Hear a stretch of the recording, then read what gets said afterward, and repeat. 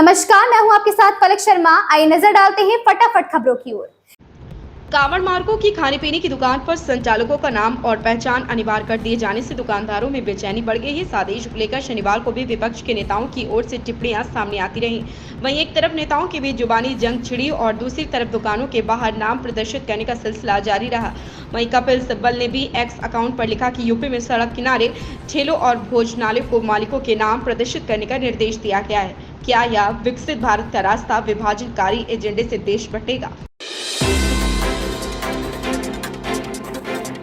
उपराज्यपाल वीके सक्सेना के प्रधान सचिव ने दिल्ली के मुख्य सचिव को चिट्ठी लिखी, जिसमें मुख्यमंत्री अरविंद केजरीवाल के स्वास्थ्य का जिक्र किया गया, जिसमें कहा गया है कि अरविंद केजरीवाल जेल में जानबूझकर कम कैलोरी वाली डाइट ले रहे हैं। कम कैलोरी से उनका वजन कम हो रहा।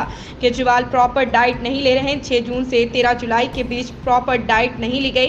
केजरीवाल डाइट चार्ट का पालन नहीं कर रहे हैं। चिट्ठी में जेल अधीक्षक की रिपोर्ट का हवाला देते हुए लिखा गया है कि एलजी ने मुख्यमंत्री द्वारा निर्धारित चिकित्सा, आहार और दवाओं का सेवन न करने पर चिंता व्यक्त की है।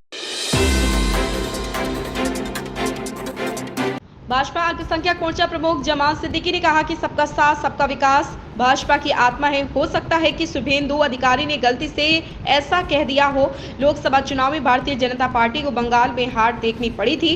इस हार से नाखुश नेता प्रतिपक्ष और भाजपा नेता शुभेंदु अधिकारी ने जो हमारे साथ है हम उनके साथ हैं बयान देकर राजनीतिक गलियारों में हलचल पैदा कर दी है। उप मुख्यमंत्री ने कहा कि मंत्रिपरिषद द्वारा स्वीकृत खनिज ब्लॉकों की नीलामी होने से सीमेंट उद्योग के लिए लाइमस्टोन उपलब्ध होगा एवं सीमेंट के नए कारखाने भी लगाए जाएंगे और अयस्कों के खनन से भी इस पर आधारित उद्योगों की स्थापना होगी एवं राज्य में निवेश के नए मार्ग खुलेंगे। नीतीश सरकार ने खनिज ब्लॉकों की नीलामी की स्वीकृति दे दी है। उप मुख्यमंत्री विजय सिन्हा ने कहा कि अब जल्द ही बिहार भी बृहद खनिज के क्षेत्र में नया आयाम रचेगा। भारत सरकार द्वारा जमुई जिला के सिकंदरा प्रखंड में लॉ एस के 2 खनिज ब्लॉक और रोहतास जिला में भूरा कटरा लाइमस्टोन खनिज ब्लॉक राज्य को आवंटित किया गया था।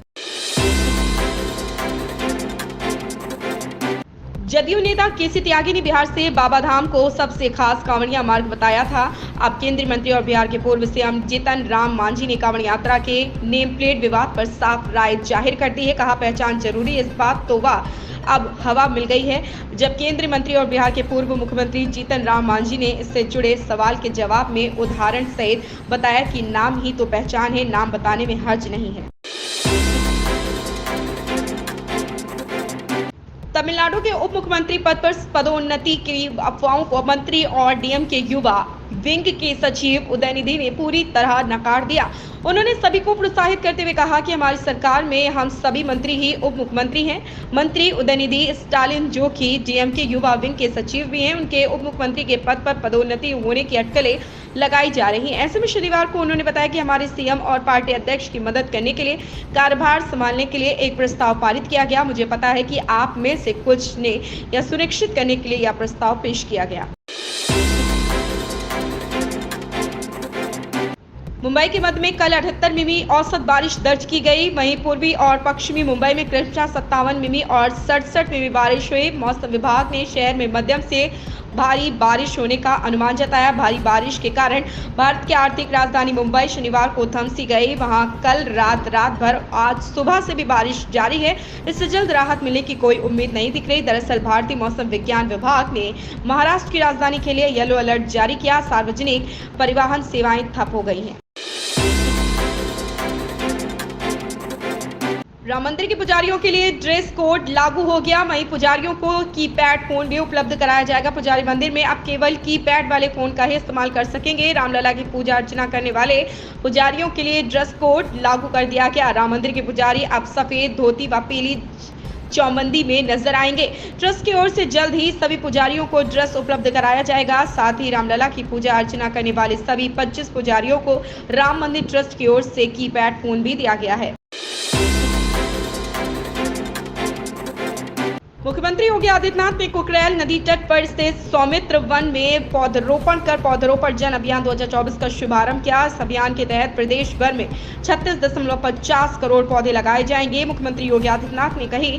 वहीं सीएम के नेतृत्व में शनिवार को उत्तर प्रदेश में एक दिन 20 जुलाई में 36.50 करोड़ पौधरोपण महाअभियान का शुभारंभ हुआ। सीएम योगी ने पीएम नरेंद्र मोदी के आह्वान पर एक पेड़ मां के नाम को समर्पित पेड़ लगाओ पेड़ बचाओ जन अभियान 2024 के तहत पौधा लगाया गया। फिल्म औरों में कहां दम था से अभिनेत्री तब्बू का एक नया पोस्टर रिलीज किया गया। इसे जारी करते हुए निर्देशक नीरज पांडे ने बताया कि वसुधा का किरदार मजबूत और स्वतंत्र है।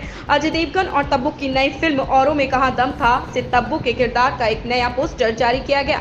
तब्बू इस फिल्म में वसुधा के रोल में नजर आएंगे। एक बार रिलीज की तारीख पीछे खिसकने के बाद यह फिल्म अब सिनेमाघरों में उतरने के लिए पूरी तरह से तैयार है। इन खबरों में बस इतना ही। बने रहें हमारे साथ।